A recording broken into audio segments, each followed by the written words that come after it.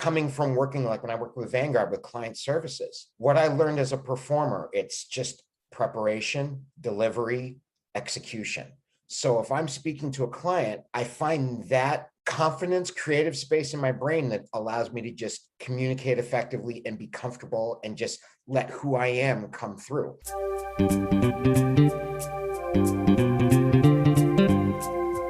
Hello and welcome to the Innovative Mindset Podcast. I'm your host, Isolde Trachtenberg. On the show, I interview peak performing innovators in the creative, social impact, and earth conservation spaces who are working to change the world. This episode is brought to you by Brain FM. Brain FM combines the best of music and neuroscience to help you relax, focus, meditate, and even sleep. I love it and have been using it to write, create, and do some of my deepest work. Because you're a listener of the show, you can get a free trial. Head over to brain.fm/innovative mindset to check it out. If you decide to subscribe, you can get 20% off with the coupon code Innovative Mindset, all one word. And now, let's get to the show. Hey there, and welcome to the Innovative Mindset Podcast. My name is Isolde Trachtenberg. I'm super thrilled that you're here, and I'm finding that I'm going to have to move around a little bit. I'm on travel, so I am recording this podcast at a studio that is not mine, and you know how things are always a little bit all over the place and kerfuffled when you're not in your home space. And so that was Lane Stowe. That's this week's guest, laughing his beautiful bass laugh. We're going to talk a lot about being a bass to Lane Stowe in a second, but let me tell you about him because he is amazing. He is a 1990 graduate of the Ithaca College of Music. He's the current bass vocalist with the Uptown Vocal Jazz Quartet, and he's a new member of the Philosopher's Tones, the group that I lead and manage. He's also a freelance musician who's worked with Natalie Cole, Orleans, New York Voices, Jack DeJohnette, Kathy Lee Gifford, and Joe Piscopo, among others. He grew up in Woodstock, New York, where he was influenced by musicians such as Tony Levin, Mike Manieri, David Sanborn, one of my favorites, Paul Butterfield, Levon Helm, and many others.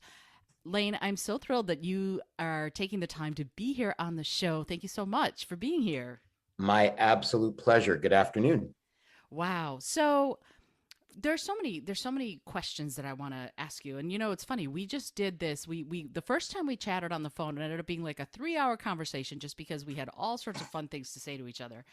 But the thing that I'm really struck by, you're a singer, you're a musician, and you have this other practical side. In fact, I've heard you say that you're a musician with a day gig, and I know many professional musicians use their skills and talents in other arenas. I'd love it if you talk a little bit, jumping right in, about how you combine that very creative, sort of innovative you, the musician part of you, with all the other aspects of your work in life. Sure. I mean, I can just pretty much go back to starting where I grew up. You know, both of my parents were music teachers. My brother is currently a music teacher in upstate New York. He also went to Ithaca, and we overlapped 1 year together at Ithaca where we were both music ed majors. Wow. I was a euphonium major, if you can imagine that. And during my first year at Ithaca, I kind of realized, all right, I don't want to be a music teacher. I don't want to, I enjoy music so much. I'm like, I don't want to have to like do music to eat. So after my first year at Ithaca, when I went back, I changed my major a little bit. I switched to voice performance because I always wanted to be a singer. Mm-hmm. And I took a business management minor. So that way that kept me from, having to be frustrated about, okay, what am I going to do with my life if my music career doesn't work out? You know, am I going to be the guy at Arby's saying, do you want fries with that? So nothing wrong with that. I love fries. Nothing wrong with that. And I love Arby's. Nothing wrong with that. But it was more of I knew, and I remember being a euphonium major, and I remember sitting in my room one day saying, okay, if I want to be a backup singer for Roberta Flack or Stevie Wonder, how is being a euphonium major going to help me get there? Mm-hmm. And I was very lucky that when I switched to voice, I studied with a professor by the name of Angus Godwin. And Mr. Godwin was a great professor of voice because he recognized all styles. He knew I wanted to sing jazz. He knew I wanted to sing R&B. He used the same breathing technique that my euphonium teacher used. So it was just like this perfect matchup for me to work with him. And he's like, I don't care what style of music you do. I just care that you sing it correctly. So he's the one who helped me find my voice. I also had a chance to work with Steve Brown, a great jazz professor at Ithaca College. That's where I got to know Dave Riley, who also led the Ithaca College Vocal Jazz Ensemble, from which the New York Voices came. So as a business major, music major, once I got out of college, I focused on, okay, what do I want to do? When I got out, the first thing that happened was the Gulf War. So there were no jobs. I couldn't get the job at Arby's saying, do you want fries with that? So I just started gigging with my brother. So we would just do duo gigs, like, corporate events, school events, like if they had like a faculty dinner, things like that. And from that, I really started developing not just my jazz voice, but I just pretty much self-taught myself how to play flugelhorn.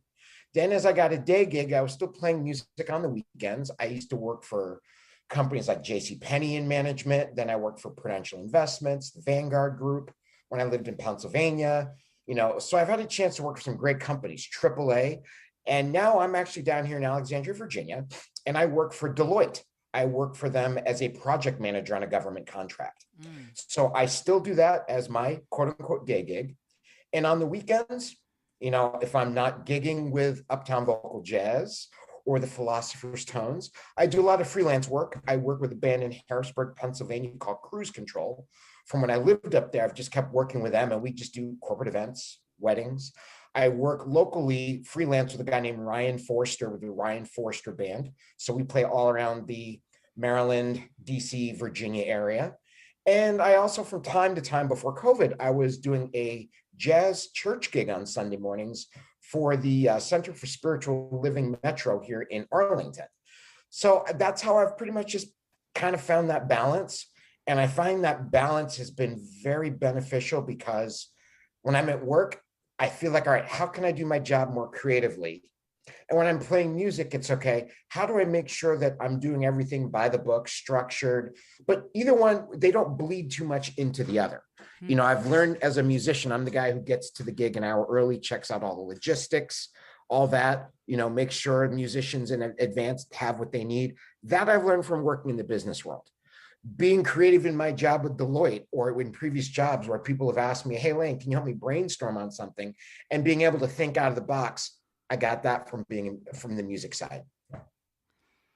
See, and I love that you said that this notion, you said something that I think is very interesting. You said they don't bleed into one another very much, but then you just went ahead and described ways in which they do. In fact, it sounds like you use that creative essence part of you to inform the work that you're doing. And as far as at Deloitte, and the question that I have for you about that, which is fabulous, and I'm grateful that you gave that full rundown, because first of all, some of the people you've worked with, I'm like, yay, these are my favorites. But also it shows that you can do both, that you can have both the creative side of you really flourish and also sort of the business and more practical side. Not that music isn't practical. So the question I have for you about that is, how do you think, how do I put this? Creative problem solving is very fascinating to me. How can we think outside the box? When you're working at your day gig, as you put it, how much do you use that part of you? And also, and this is a tougher question, how much buy-in do you have from the people you work for to be able to use that creative part of you? I'm really thankful because right now, the project that I'm working on, they're very much into that I have that creative part in my, my repertoire, so to speak. Coming from working, like when I worked with Vanguard with client services, what I learned as a performer, it's just preparation, delivery, execution. So if I'm speaking to a client, I find that confidence, creative space in my brain that allows me to just communicate effectively and be comfortable and just let who I am come through. And I think from that, people pick up that I'm very creative, spontaneous, and they'll ask me questions like, hey, Lane, help me think this through from A to B. What do you think about this? Or as a sounding board? Because sometimes we get so linear in terms of the only way from point A is a straight line to point B. And sometimes you have to take that curve or that other angle to get there, because if you don't, you miss out on something important. And I think having that creative space to kind of think that way, to be analytical and creative, I think that it's a very big plus in terms of having that in corporate America. As an example, going back to when I worked at Vanguard, when I interviewed with the Vanguard Group 20 years ago, I had my resume and all my previous positions. And the person interviewing me goes, I've got a question I'm just dying to ask you. I'm like, what? He goes, you're a music major? I was like, yeah, I was a music major at Ithaca College. He goes, well, we have a band and a choir here that we do to support the United Way. And Wow. my whole interview was all about that. Wow. So I want to believe, even though I was hired and worked there for 5 years and loved it, that had a lot to do with me being hired, because I ended up becoming the co-conductor that year. So it was kind of like, okay, we got a ringer here. But I love the fact that they recognized, and that the company recognized, the importance of having musicians, because there were a ton of musicians that worked there. It was very close to Westchester University, and Vanguard used to recruit music majors because of how they prepare, how they think, having that creative energy. And when I found that out, I was like, okay, that's something I want to take with me wherever I go. And I still to this day have never forgotten that. And that was one of the most rewarding experiences for me, where I truly combined my music life and my day gig life, my business life, conducting the band and choir. We were the biggest supporter of the United Way in Philadelphia. So we Wow. did performances. We were one of the first groups to perform at the Kimmel Center when it first opened. They did a huge kickoff for Philadelphia United Way, and we were the featured entertainment. So that's something I'll never forget. That's so cool. I love that there here's this huge company, Vanguard, that realizes the value of the arts and music and creativity. I think that's phenomenal. And when you're in that space, when you were working there and also nourishing and nurturing your life since then, this is a sort of a what if question. How would you, if you were king, how would you nurture that creative impulse in others in the business world or not? What do you think we need to do to to mine that creativity, that to really access that creative genius that lives in every one of us? I think the first thing is A, don't be afraid of it. And B, just embrace it. I work with some people who are very, very analytical, to the point where just having a regular conversation with them, it's almost like they feel like it has to have this structure and this formality. And it's almost like sometimes it's like they're afraid to laugh, because they're so, whether it's ingrained, what have you. And I think once you can tap into that other side, I mean, to flip it around, I used to be very afraid of becoming analytical, especially when I first decided to be a business major. It was like, okay, accounting. All right, let's try this. And Mm. I was like, when I first did it, I knew right away I didn't want to be an accountant, because I sucked at it. But I learned from it, and I learned what I liked about being in the business world. And the thing that really tapped into me and helped me find that was doing things like, I took one course called Interviewing and Field Research. Hmm. And I remember my friend Noreen was also a music major, business minor. She took the class with me as well. So we were the only two music majors in the class, and the professor loved us because we did, like, you had to do practice interviews. You had to write a scenario where you're interviewing somebody for a job. And we went way off the creative deep end, to the point where the professor was like, man, I wish I had videotaped you guys doing your interviews. Because we just decided, like, it was like, hey, let's come up with the craziest jobs that we can think of. And she thought of me as like, okay, you're going to be a heavy metal singer for the band Blonde Dissonance. So I come in for the interview wearing a blonde wig. And I said, okay, you're going to be the first female football player in the NFL. So she comes in wearing my football jersey, and I borrowed some shoulder pads from somebody. But it was just, okay, here's how you can do this and be creative. Mm-hmm. And that was, for me, was what really helped me. That was like, for me, I remember that vividly. It was like that light bulb went off, like, okay, I have a chance to embrace both sides here. It's okay to be creative in an analytical world. It's okay to be analytical in a creative world, but don't be afraid to embrace both of those things. You will eventually just naturally find your balance. I love that you said that. That notion of not being afraid to embrace both. And in fact, running towards them because they make you a well rounded person is so powerful. And I love that you did that. That the football player and blonde dissonance. Let me ask you, within that framework of, bringing that creativity to the analytical part and the sort of the analytical to the creative part, how do you think that's impacted you in the music work that you're doing today? Oh, I think it's definitely given me a sense of just accountability. I think structure, logistical planning. I mean, there's so many things now that I look back and I go, oh my God, I didn't realize then how much that had an influence, Hmm. and even just in terms of preparing for something, the same way that you do your due diligence, doing a deep dive on a project. I mean, I think if anything, and maybe this is just my balance, but it really feels like to me that the analytical world and the creative world are a lot closer than people realize, Mm-hmm. and how Mm-hmm. much they are already blending in corporate America, in the music industry. You're seeing it firsthand. I mean, obviously, when you look at today's pop music, you can practically smell the corporate business part of that. Mm-hmm. When you look at companies that are thriving, why are they thriving? You look at these businesses now where people have, I mean, ping pong tables at work and pinball machines and video games. Why? Because it taps into another part of their brain. They know that, okay, if this person is very good at ping pong, then that helps them focus. It helps them concentrate. It's an out of the box way of people realizing that. Mm-hmm. I worked for a company that had a ping pong table, and every day, like lunchtime, you had to wait to play because it was just this thing where you found this energy with other people that you would never have found and then you go into a meeting with these same people and you just have that, like, you'd be a little bit amped up, Mm-hmm. but you also went in there like, okay, let's work together. We just played ping pong and we really just locked horns playing ping pong. How do we take that, and let's take that energy and harness it, and let's work on this project.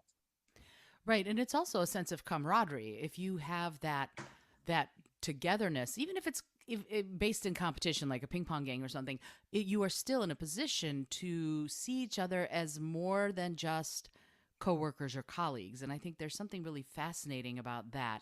What are your thoughts on that? How do we bring people closer together, ping pong being one of them? What about through creative means? Like, for example, I do these work in harmony workshops where I go into corporations and I teach the people there to sing. That's my thing. And they start out with, a set of disparate people, and then they end up 2 hours later singing in three-part harmony. So, and they're always changed by that. We're changed by our association and interaction with music. So what are your thoughts about how we might cultivate more creative thinking and more creativity in the corporate world? I can't even say just corporate America, corporate world. What are your thoughts on that? I think when it comes to the corporate world, and I think it's part of it is kind of just an organic process. Mm-hmm. But as more and more people, and you're seeing it now with the younger generations, are coming into the workforce, they're coming in with a much broader background and Mm-hmm. broader interests and diversity Mm-hmm. than what we had in our, I hate to say it, our generation. I know, get off my lawn. But you see such a difference. And I work Right. with these kids who are younger kids now, and just even how they dress, just the way they think through things, you can sense that they've got that bug in their head already about thinking differently and being creative. Mm-hmm. And you're seeing that generational gap closing. Gone are the days where everybody wore the suit and tie to work and you did this and you talked a certain way and you said, yes, boss. And no. Now it's much more, you're wanting to understand people. I'll think of it this way. I think of it like a funnel. 30 years ago, a funnel. Everything was poured into it and all had to come out a certain way. Mm-hmm. Now that funnel's gone. If anything, it's the other way around. It's okay, let's bring these people in. What do they bring to the table? What can we tap into that they may have something that we've never thought of? And Mm-hmm. I think it's just the whole process of thinking of ideas. That to me is where the creative process has really, enveloped the corporate world. What companies thrive, which companies fail. You can Mm-hmm. almost pinpoint it to that. It's how you think differently. And part of thinking differently is what? Being creative. Absolutely. You're singing my song. Yeah, I agree with you wholeheartedly. And it's something that I think the more we progress, the more we're going to keep blending those two things. And yet you said something that I think is really interesting, to sort of jumping topics just a little bit. You were saying about the current state of pop music, and that you can sort of see the corporate thumbprint on successful pop music. How does that work? What are your thoughts on, is it a limit to creativity, or is creativity thriving even through this corporate lens? What is your thought on how we're blending current music and the corporate world? Okay, I'm going to be total get off my lawn moment here, but I have Oh, to. no, I'm no, no, 52 please. years old, and I'm not going to hold back. Fair If enough. you if you think about music in, I'm going to use say the early 80s, which is now classified as yacht rock. You Yacht rock. had, Okay. yes, you had this, even though it was top of the pop charts and everything else, there was still a craft to writing songs, arranging, just the overall acoustic process of music. Mm-hmm. There was true harmonies and musicians supported each other. I mean, I think about like Michael McDonald, James Ingram, Kenny Loggins, Mm. Paul Simon, Patty Austin. They all worked on Luther Vandross. They all worked. They paid their dues as background singers. Mm-hmm. And so there was this organic thing that happened as pop music began to evolve, where it was about the music pre-video. As a matter of fact, it was the first video on MTV was Video Killed the Radio Star. Absolutely. Think about, draw that line of where you had singer-songwriters, even going back before that, James Taylor, Carole King, the 60s, Jimi Hendrix, The Who, all these different bands and artists, Janis Joplin, they wrote their own songs. They had a unique sound, a unique, niche in pop music. Mm-hmm. I watched the documentary on Clive Davis a couple months ago, and his documentary, to me, it absolutely tells the story of the music business. Because here's a guy who I have the utmost respect for, because he's done two incredible things. One, when you think about the artists that he discovered and got on, major record labels for, and how that influenced music when he was with Columbia Records into the 70s, then he created Arista Records and had guys like Barry Manilow, just always kept that type of music on the charts. He knew what was good, but he also knew where the talent was. I mean, come on, Whitney Houston. Now you're seeing in pop music, everything has a similar sound. You have all the different boy band, K-pop, whatever you want to call it. If you gave me a blindfold and said, okay, we're going to play Rihanna, we're going to play Sierra, we're going to play whoever, they all have a similar sound. So it's not about the artist anymore. It's about the sound. And, I hate to say it, but how many of these bands could perform? How many of these groups could perform during a power failure? They can, because it's all electronic. And that art of writing songs has now become more about, okay, what's going to sell the best? Mm. It's not about the talent. Back in the day, you heard a James Taylor song, wherever you were, you knew it was James Taylor. You went to the record store to find the album. Now it's, okay, well, I guess we need to make a record to support the video. And let's just get these K-pop guys. And no, that guy's too ugly to be a pop star. And that to me is what has just destroyed it. You look at the early years of American Idol. I couldn't watch it because I remember Simon Cowell saying to somebody, well, you've got a fantastic voice, but you're too fat to be a pop star. Wow. There's so many things wrong with that statement, because it shouldn't be about how you look. It should be about the talent you have and how you sound. And that's where pop music has become so corporate now. It's about how much can we sell. It's not about finding and cultivating. I mean, you watch the Grammys, and I'll tell you right now, I will take Layla Hathaway with laryngitis over Beyonce. Why? Beyonce looks great, but Layla Hathaway sings circles around her. And Layla Hathaway always gets her Grammys prior to airtime. Why? Because it's, all right, we got to hit that 18 to 49 precious demographic. So we've got to just ram J-Lo and, whoever rump shaking on TV. What does that have to do with singing?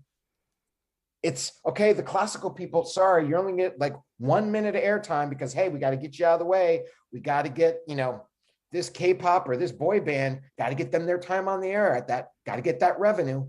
That's what's wrong. And I don't see it changing. And to me, I remember the moment when I felt the paradigm shift. April 7th, 1994. Do you remember Wow. what happened that day? No, I do not. Kurt Cobain died. Ah. And music took a paradigm shift because the thing I loved about grunge was the ultimate homage to classic rock. It was guys making music, not caring about all the material stuff. Give me my flannel shirt, give me my jeans, give me my guitar, and let's just play some music. And that was why Woodstock 94 was such a great tribute to the original Woodstock. You look at the bands that played there, you still had original acts like Crosby, Stills, and Nash. Then you had younger groups like Green Day and Soundgarden that were that same mindset in terms of music. When grunge went away after Kurt Cobain died because he was the face of grunge, we kind of went, okay, Hootie and the Blowfish, all right, they're still playing instruments, still good. Then we went into like the whole Mickey Mouse Club of pop music. All the kids who were on the Mickey Mouse Club became pop stars. And everything started to sound the same. Christina sounded like Britney. And then you have people like Mariah Carey who were already established trying to keep up with Britney and Christina. And it just got, then we went to like 98 Degrees, O-Town, Backstreet, NSYNC, and we've never recovered because it became more and more about visual, less and less about the music, and more about selling albums. And you have so many great, talented musicians that should be getting Grammys. And that's why I love indie music, because indie music still represents the ability to write songs, have a gift of playing and singing music and doing it for the love of the music, not about how many albums you're going to sell or getting the video made or whatever you want to call it, reaching the 18 to 49 demographic. There's still an art form, a craft to that. And then, of course, as somebody who's a music major, I say to myself, okay, if I'm a classical voice major and I'm just going to use a school like SUNY Fredonia, a music school, or Hart or Curtis or Juilliard, I'm a classical music major. Mm-hmm. I get out of school.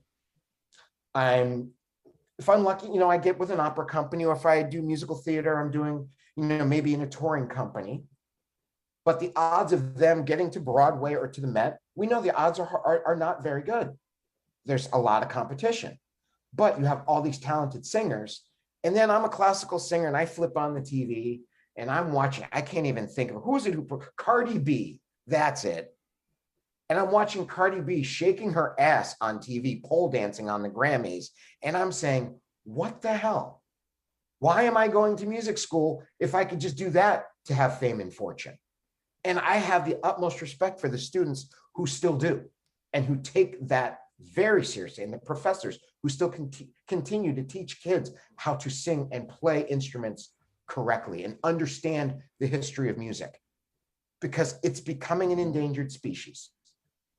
It's becoming more about, okay, at some point, some school in music is going to have where you can major in pop music, where it's about the image and it's about the visual and it's about how to market yourself. And do you have to sing? Not necessarily. You just have to know how to market yourself. And that's where we are so upside down, especially in America, England. You go to countries like Japan, jazz musicians in Japan are rock stars. They get the same hype, same publicity, same marketing that we have in the States for pop stars. That's what they have for all styles of music in other countries. And we need to get back to that. If not, we're going to get to a point where people will be listening to feedback and say, oh man, what a great song. We're not that far away. Oh my goodness. I hope that's not true. So, okay. All of that, it's interesting because you say you're talking about K-pop stars coming over here. K-pop is Korean, right? So right. They may not, like, how does that work? They farm themselves out to other countries? What I don't know. BTS is the only K-pop band that I know of. How does that reconcile? How do they can they not be stars in Korea because other musicians are, or is there something else in play there? It goes back to your original question. Corporate America, corporate world. How can we market these guys? Where can they make the most money? Where can they get the most publicity? Where can they get the most fame? So, if you could change it, what would you do? And what do you think we need to do moving forward to perhaps, I'm not saying bring back, I don't know if we can bring anything back, but how about exploring anew some of these other musical art forms? Okay, first thing they need to do is make me the president of the Grammy Association. So we're going to do this. If it was on my Done. planet, here's how we do this. I think the first thing that they need to do, and I specifically mean this, and I would love it if Neil Portnoy at the Grammys actually heard this. They need to do two separate ceremonies. They need to first do one in DC at the Kennedy Center, do it on PBS, recognize all the art forms of music that you have disregarded on the CBS primetime program. Give them their space to perform, give them the recognition they deserve. Mm-hmm. You know, I'm sorry, but I would love to watch Pat Metheny on the Grammys again. I Sure. would love to watch Diana Krall on the Grammys again, and all these incredible young artists who may get nominated but don't get their opportunity. I think you need to give the Broadway musicals, the opera, country music, bluegrass, all of it. It deserves more recognition. And that's where you have to start, because now we've become, everything else has become secondary. And because of that, kids have lost interest in other art forms. The irony is, oh, well, we have the Save the Music program for music education. So you can become a music teacher making $40,000 a year with a student loan of $200,000. And meanwhile, you can watch Cardi B on TV making millions of dollars, throwing $100 bills in the audience. That's got to change. You know, that's step one. Step two, music schools need to have our support. Music in public schools, that needs to be a priority. Mm-hmm. Because I'm sorry, I don't remember anybody who I went to high school with playing in the NFL or in the NBA. But we put so much emphasis on sports, and we put so much emphasis on all the other subjects. You know, I know that taking trigonometry helps me in some way, but I have yet to encounter a professional trigonometrist, if that's a word. I have no I idea. know a lot of great math teachers, but music, art has to have the exact same level of appreciation and support. Because if not, this is why it's fading out in public schools. Kids don't have interest in being in orchestra anymore or being in band. Not when they can play football? Oh, of course not. Oh, I can't do band and sports? Well, I'm going to do sports. That's what's happening. I went to a high school, Iowa High School in upstate New York. Our marching band used to do the Macy's Day Parade. We used to do NFL games. Matter of fact, in 1974, our band did a halftime show at Shea Stadium for a Jets game in pouring rain. And this is when they used to show the halftime shows on TV. And Kurt Dowdy, legendary sportscaster, called our marching band the bravest marching band in America. Our marching band no longer exists now because for a lot of reasons. I mean, obviously the area where I grew up was not as thriving as it used to be, but there's not the emphasis on music education anymore. It's becoming more and more an afterthought, and you're seeing the result all the way up to current day pop music, because you're seeing it doesn't take talent to be a pop musician anymore. It's how do you look, how do you dance? We can always fix you in the studio with auto-tune. That's the problem.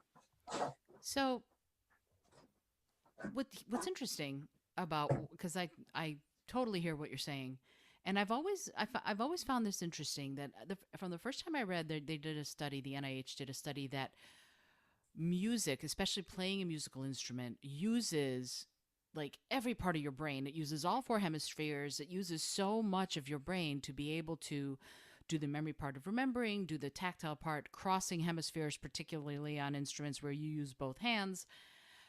All of those things come together in playing music, and yet we don't value it. And I get that the money is part of it, right? I get that the corporate world is looking at it from the perspective of how can we sell more records. But why do you think, what do you think accounts for not valuing that part of music, that it is so good for you to be a musician, even if you're not a professional musician, to play a musical instrument, to avail yourself of that incredible growth potential inside you? I think it still goes back to, okay, what's going to make us the most money? I hate to say it, I hate to harp on that, but I think that that mindset now that you've seen permeate our society is, I remember VH1 back in the day, they used to say music education equals brain power. I haven't seen that commercial in years because it became an afterthought. So the people who do go to the music schools and where school districts still have that emphasis on music, you're seeing that and you're seeing people thrive in that. Yes, a lot of music colleges are still really all about using that, all four parts of the brain. But you're seeing enrollment shrinking and shrinking and shrinking because it's becoming less and less. It's becoming more and more an afterthought. One of the things that I learned how to do, and I had to do it because of necessity, was I sprained my wrist pretty badly, my right wrist. It's probably about 20 years ago. And I had a gig where I had to play trumpet. I learned how to play trumpet left-handed instead of right-handed. So I can play trumpet using either hand now. I am completely I can switch off on a song, start playing it, right hand on my trumpet, switch to my left hand, switch back. Sometimes for fun, I don't do it well, but I can play two trumpets at the same time. But I take pride in that because I had to learn Wow. how to do that out of necessity. Sure. And I had to do it in short notice. And growing up, and this is something that I credit my mom for. I'm one of those guys who has perfect pitch that people hate. So growing up, my mother, I would ride in the car and I used to love listening like Chuck Mangione. And she would notice as I was riding in the car, as I was listening, I was doing the fingerings with my right hand. Mm-hmm. So that's how she knew I had perfect pitch. Because she picked up on the fact that she was also a trumpet player. She knew, okay, he's doing those fingerings. And one time she made me pick up my trumpet and just play what you were playing in your head in the car. And so she knew right away. And because of that, it really helped me in terms of the challenge of learning other instruments, being the utility guy in marching band. Okay, this week I'll play tuba, next week I'll play trumpet, and the week after that I'll play trombone. And it was very much that thought process of learning to play the instrument, challenging yourself, as you said, using all parts of the brain. And now that's not, sadly, it's not what it used to be in our society. I mean, when you think back to 1700s, 1800s, classical music. I mean, Mozart was oh God, I hate Mozart. Please forgive me for saying this, and please don't roll in your grave too hard. But Mozart was like I don't want to say Kanye. I'm trying to think of somebody else. Just say Bad Boy. The John Bon Jovi or something of our day. He was a bad boy, but he was a talented bad boy. Sure. Kanye could be in my backyard and I wouldn't go outside to watch him. I'd probably pour water on him from my deck. Oh my. Think about it. What talent, when you break it down in terms of musical talent, what talent does Kanye West have? Are you actually asking me? I am asking you that question because there's a clip on YouTube of him singing Bohemian Rhapsody. Oh, it's a must watch if you're a musician. Wow. It gives Yoko credibility. Wow. All right. Yeah. I'll have to put the link to that in the show notes. Yeah, it's interesting. I don't know Kanye West's work really at all. So when you ask that question, I don't know how to answer it. So the thing is, though, don't you think though music is subjective? Like you might not be into Kanye West, but somebody who loves Kanye West might think he's a genius. And what room is there for that, for both of those very radically different interpretations of something that is subjective? The difference is history. The person who thinks Kanye West is the best thing since sliced bread, the odds are that they probably aren't even familiar with like Miles Davis, Ray Charles. Oh no, they know Ray Charles because Kanye sampled him. Sorry. John Coltrane. They're not familiar with the history of music leading up to why Kanye West is a genius. And that's the problem. The history's forgotten. Mm-hmm. Mm-hmm. You know, I told you my Peter Frampton story last night, and I'll share it again. You know, there's somebody who I was wearing a t-shirt. I have a t-shirt that says "Got Frampton," and the person who came up to me said, "What's Frampton? Not who, but what." My goodness. That's the generational gap. So more. I mean, there are a lot of kids who still do know, you know, the history of music. But when you say Kanye West is, you know, the greatest thing since sliced bread, right now, fine. 20 years from now, are we still going to be listening to Kanye West? And I use Beyonce, Crazy in Love, as an example. Mm-hmm. Remember when that song was on every 2 seconds? How many people still listen to it? How many people still listen to Christina Aguilera, Genie in a Bottle?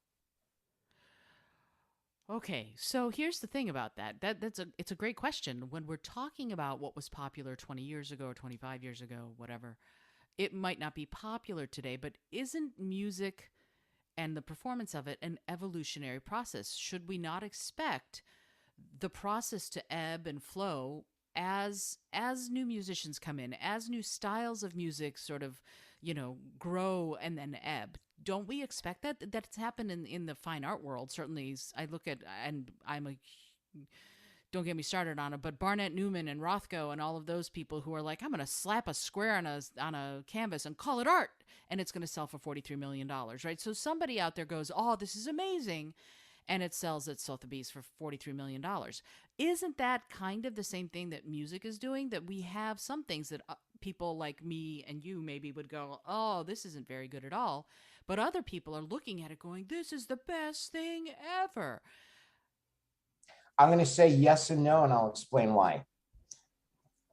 You look at a band like the Rolling Stones. They've been around, I mean, pretty much since Gregorian chants were created, the Rolling Stones have been around, at least Keith Richards. But they have staying power. Mm-hmm. We still listen to Satisfaction now the way we did in 1965. Why? Because there is something about it that is classical. You tell me that Karen Carpenter's voice comes on FM radio or AM radio or satellite radio, you know right away who it is. And you still hear people, who know the song, We've Only Just Begun. There's an ebb and flow because certain styles of music, it's a talent level, it's a creative level. That's why you see these bands or groups like James Taylor, they're still around because people respect the talent. I use Beyonce, Crazy in Love. Beyonce will probably still be around in 20 years, but we won't listen to her library of music the way we listen to these other artists. Look at Madonna. Madonna is still here. Look how she's ebbed and flowed. And now, what is she focusing on now more in her career? Her older catalog. Why? Because it had substance. And that's what it comes down to in pop music right now. You have the ebb and flow because you have some people that always recognize the substance. That's what always carries over. You have as you said, your fad music. It's popular now, not popular in 20 years. Don't believe me? Ask where Flock of Seagulls is these days. Oh, I still listen to Iran. No, but okay. But here's the thing, though. Here's the thing.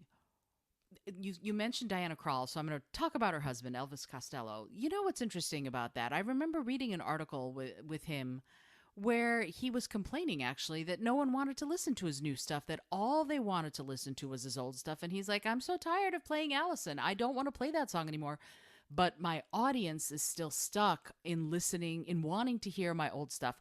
I've moved on, but they haven't. And so on some level, he himself was saying that, hey, I've grown as a musician. I've changed. I've ebbed and flowed. Come with me on this journey. And his audience didn't want to come with him on that journey, in part because what they wanted was the older stuff. How do you reconcile that with this notion that we're not listening to music the same way we did 20 years ago or 30 years ago? 5-word answer. Video killed the radio star. When you listen to Allison, that came out, 77, 78? 78, I think. 78. Was there a video for it? No. So when you listen to it, you have a memory of your own about where you were or why you loved that song. Did you kiss a girl the first time you heard it? You have your own memory. Now you are told based on the video of what you're supposed to think of a song. So when people say, oh, like when like I'm a huge Steely Dan fan, and I actually saw Elvis open for Steely Dan a couple years ago. When I hear Steely Dan Asia, I don't think of a video. I think about where I was the first time I heard it, the first time I looked at the album cover, the first time I read the album liner notes, and it resonates with me because I have my own visual memory of it. And it's a nostalgic thing for people. I think, and a lot of that goes back to the fact that now everything is so cookie cutter visual that, of course, when you see somebody perform, look how many people in the audience try to do the dance moves or whatever they do. Like, that's because you're being told how to think of a song. So when Elvis Costello plays Allison, everybody in their mind goes back to, oh yeah. It's like when James Turner plays Walking Man. And I love that he embraces that and he tells the stories about the songs because it goes back to a time when it was about the music, not the visual, not the, okay, this guy's got to fit the suit. It was about the music. Interesting. I agree with you, and yet I'm still on that space where Prince was the same way. I remember seeing, Purple Rain came out in the early mid 80s. And of course, many of us loved the movie and the album and blah, blah, blah. And I remember seeing him in concert for that tour and the time opened for him. And they did the same dance moves from the movie. And Prince, when he sang Darling Nikki, did the same dance moves on stage. Slower, because how could you do all that stuff night after night? Yeah. But we in the, the 30,000 of us in the arena, we loved it. And not just because he was doing the same dance moves as from the movie, but because the music was phenomenal. I mean, that was, to me, I can talk about, For You, Dirty Mind, Controversy, blah, blah, blah. Black Album. 1999. There are so many of his albums that to me represent my sort of growing up, my childhood. But when I think about Purple Rain, that album is seminal to me. It's so close to my heart. And those songs speak to that part of me, but they were video. They were, they were the movie. And yet how old was I when it came out? I was 16, roughly 15, 16 when it came out. And there were plenty of videos from the movie on MTV, et cetera, et cetera. But I still hold that album incredibly close to my heart and didn't follow his later music as well. Not because he was worse, because he's Prince, he was genius, but because that impacted me. And so now I wonder, is it the music that we hear when we're growing up that has the most impact on us? What do you think about that? What are your thoughts on that? I think, and again, I'm going to answer this generationally. Think about when we grew up listening to music. How did we listen to it? Well, I was sneaking my sister's LPs and listening to them. And then as soon as MTV was on, I was watching videos as well as Bingo. listening on the radio. You just said the word watch. But you know what? But they were both, right? I mean, weren't you watching the Gestalt? The video by itself is not very interesting without the music. I love the music first, but I like to see those interpretations. To me, it's kind of like the difference between reading a book and the graphic novel of that book. Sort of the graphic. This is what they decided you should envision when you see this scene or whatever. When you imagine this scene. But it's just another art form. Does that negate the music in any way, or is it just another facet of the music being brought to a wider audience?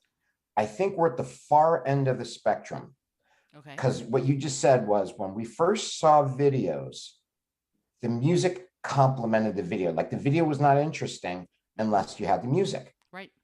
Now, Cardi B can shake her ass on a pole dance as a video, and there could just be like static, and it's still going to get watched like crazy. Why?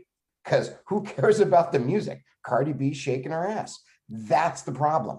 When we grew up, we listened to music on 8-track, cassette, albums. Mm-hmm. And maybe you watched an artist on Solid Gold, or if you stayed up and watched the Midnight Special. It wasn't rammed down our Right. throats so you could appreciate the music. Like I said before, you heard a song on the radio and you're like, whoa. Like I vividly remember the first time I heard Carly Simon, Nobody Does It Better. Oh. I remember exactly where I was. The time of year was an overcast Saturday, Kingston, New York, sitting with my dad in his station wagon in the ShopRite parking lot while my mom ran in the store, and that song came on. And when I hear that song, boom, I am right back there because it wasn't a video with it. It was, where was I? It resonated. Hmm. And even if you made a video to that now, the video would not interest me. Do you remember when Bob Seger made a video for Night Moves? No. He made a video. He recorded Night Moves on what, like 77, 78? In 1994, he decided to make a video of the song with the original song, but put a video to it. And it actually starred Matt LeBlanc from Friends. Oh.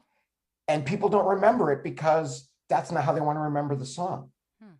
They remember the song. The video was like, okay, that's nice and all. And I think it's pretty cool that you decided to do that, but it didn't like change the perception or how the song resonated with people. Right. And I think now we've gone to that far end where music needed to make the video when MTV and VH1 first came out. Now we're at the point where music is secondary. It's not about, how, because hello, auto-tune. So right there, if you're using auto-tune to make a record, that tells you that the music is not the priority. It's the visual, it's the marketing. And that's why now when kids are saying, yeah, Kanye's a genius, why? He markets himself well, for one. B, you can watch him on your phone, your iPad, your TV, your whatever, your refrigerator. It's how it's marketed, how it's presented, how it's internalized. And the talent of songwriting and everything else in terms of pop music, it's not required anymore because it's all about the visual and it's all about presentation. And because we've gone so far on the other side of the spectrum with that, it's like, I don't know if it's ever going to go back. I mean, you still have groups like the Stones, James Taylor. You have these people who are still well-known, well-recognized, Stevie Wonder. But, I went and saw Stevie a couple of years ago, and he did a tour of the Songs in the Key of Life album. And his tour was sold out. Why? Everybody remembers that record. It was the Sgt. Pepper of African-American music. Yeah, it's a great album for sure. It's a fantastic album. And like, imagine if they'd done it, like, the track Village Ghetto Land on that record. Classical music style, but the lyrics rip your guts out. I don't want to see a video to that because I know when I listen to it, what it makes me think about, and that it makes me think about something.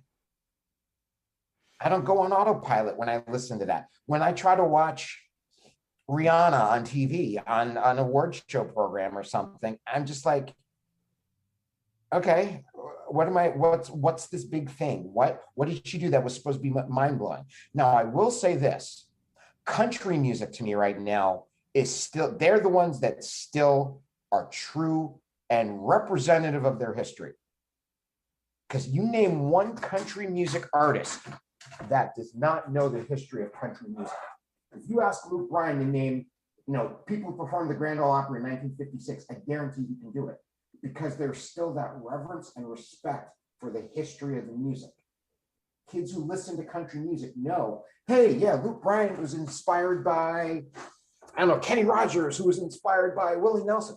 They know the history, they know the lineage. And because they know that, and you look at Nashville, you can't just go down to Nashville and get by. You've got to be talented. You've got to know how to play instruments. You have to know how to sing. You have to know how to write songs. Those are the people, you have to have one or two of those qualities to become a successful country musician. Look how many songwriters live in Nashville. Look how many pop stars from back in the day moved to Nashville. That is still, to me, I have more respect for Nashville than I do the music scene in LA. I still have the utmost respect for the jazz and R&B scenes of New York, but country music is still the one that 30 years ago, same reverence. 30 years from now, I promise you, it will still have the same respect and reverence for its history and its lineage that pop music has lost. And if I'm lying, I'm dying. Yeah, that's amen. So here's the thing. What I'm thinking of is the notion of digital music versus analog music, and we jumped into digital CDs and blah blah blah, and then just a few years ago, people went vinyl. Vinyl is where it's at, and we did go back. We started Yep. looking at vinyl again as a beautiful and elegant way to appreciate music, and so I can't help thinking that a lot of this is cyclical, that we're on a sort of spiral, that we keep coming back around the same place just on a different arm. And I think we will personally go back The to one, where oh, things good. were. No, go ahead. I think the thing when you say about vinyl, that's what gives me hope. Being around Washington, D.C., I love going into the vinyl shops. And I love it even more when I go in there and I see 25-year-olds, kids in their 20s, going through vinyl like John Coltrane and, you know, Betty Carter. That gives me hope because it's like, okay, these kids have an interest. There is that interest of where the music came from. Sadly, you're not seeing that all the way across the country yet, but we're getting there. And that's what still gives me hope. But I think the mainstream of pop music needs to realize, okay, there is still an interest. How can we help feed into that? How can we help bring music history back through that? There's an avenue there of an interest. I mean, I know 8 tracks aren't going to come back, but if they did, I'd be ecstatic. Why? Because that means there's an interest, more of an interest in what came before what's out now. I still have all 4,000 of my CDs. I'll never get rid of them because A, I have stuff I couldn't find now Right. because it's Japanese imports, it's albums that are, impossible to find that I found on CD back in the day and paid $200 a CD for. But it's for me, it's the memory of holding that CD the same way I held an album cover. I don't want to, I know iTunes, you can read the album notes, but there's something about holding the album instead. Mm. And I There, think that's what we remember. That's what our generation definitely remembers. So when vinyl comes back, you go into a Barnes and Noble where there used to be thousands of CDs, you see a vinyl section and you say, okay, it could come back. It might be a different sound, but it will still come back with the respect of what came before it. I certainly hope so. I mean, there. Well, and at the very least, it's ever evolving. That's one of the things that I both love and sometimes hate about music. In that, the things that you love change, and you're like, no, don't go away. But then we are a species, a creature that wants to try new things and experiment. Yep. So I'm hopeful that we won't lose touch with the best parts of what came before as we grow into and evolve into what's coming next. I'm going to share a really quick story with you. I'm going to try to do this in 30 seconds or less. My mom was the biggest Ray Charles fan, and Uh-huh. she had every album on vinyl. Mm. When she passed away, I wanted to make sure that her albums were forever preserved because I know how much they meant to her. I didn't want them ending up in some like pawn shop in like Poughkeepsie. Mm. So I was very lucky that I went to high school with Jonathan Sanborn, David's son. So I've gotten to know David over the years, and I know he was a huge Ray Charles fan because he saw Hank Crawford, who inspired him. Hank Crawford was Ray sax player back in the day, and that's who really inspired David Sanborn to become an alto player. So I reached out to Dave through his tour manager and through Jonathan, and I was like, "Look, I have all my mom's original Ray Charles albums. I want you to have them because I want to make sure that they are forever preserved." And he was like, "Absolutely." So he played the Birchmere here in Alexandria, and I took my mom's complete Ray Charles record collection to him. And the thing that was so amazing to me was, he was blown away. He invites the whole band into the dressing room, and they were like little kids in a candy store, like in a record store, looking at all these different albums, like, "Oh my God, wow, this is awesome." And I just thought, okay, that's what it's about. It's remembering where it came from and knowing how important it is to preserve it going forward.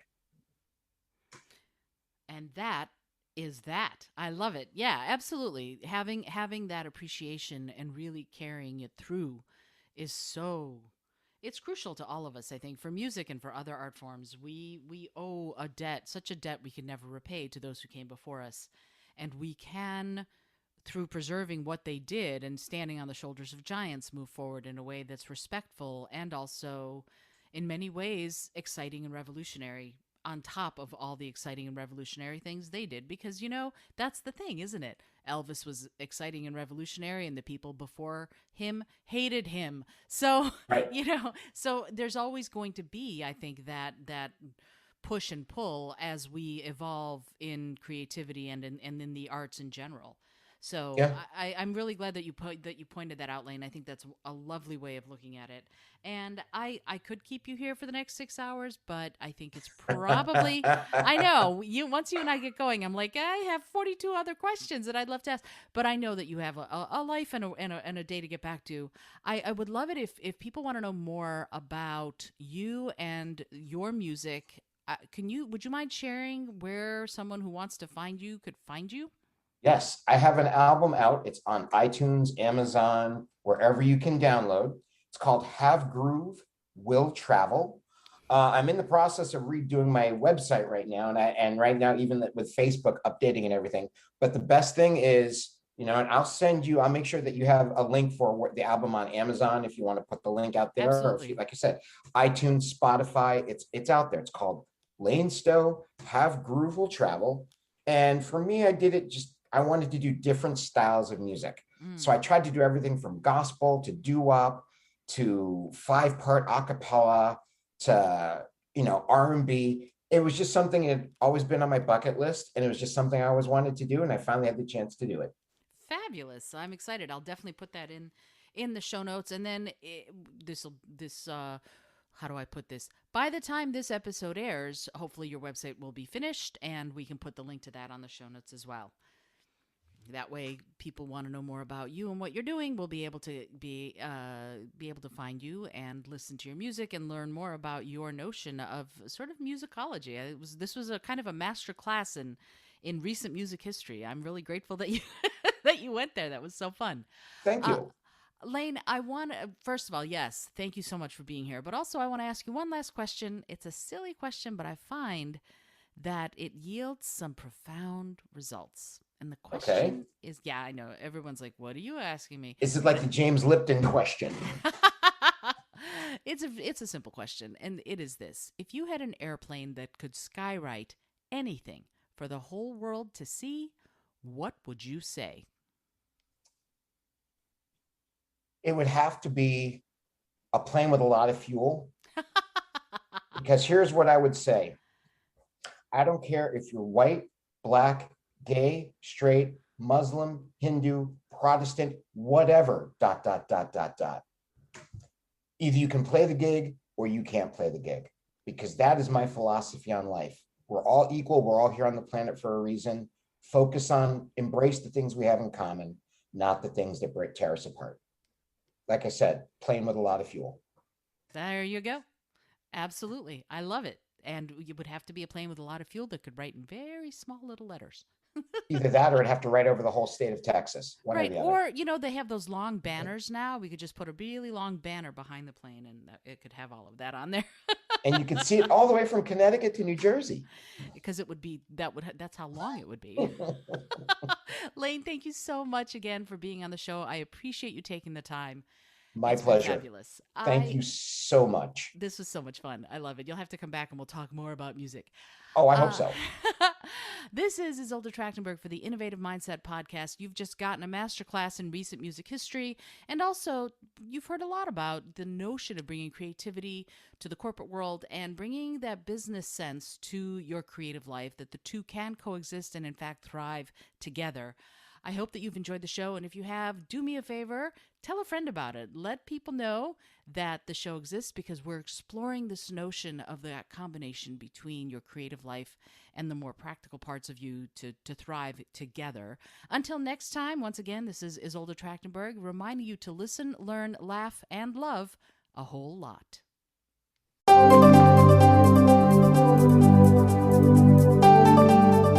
Thanks so much for joining me today. I really appreciate you being here. Please subscribe to the podcast if you're new, and if you like what you're hearing, please review it and rate it and let other people know. And if you'd like to be a sponsor of the show, I'd love to meet you on patreon.com/innovative mindset. I also have lots of exclusive goodies to share just with the show's supporters there. Today's episode was produced by Isolde Trachtenberg and is copyright 2021. As always, please remember this is for educational and entertainment purposes only. Past performance does not guarantee future results, although we can always hope. Until next time, keep living in your innovative mindset.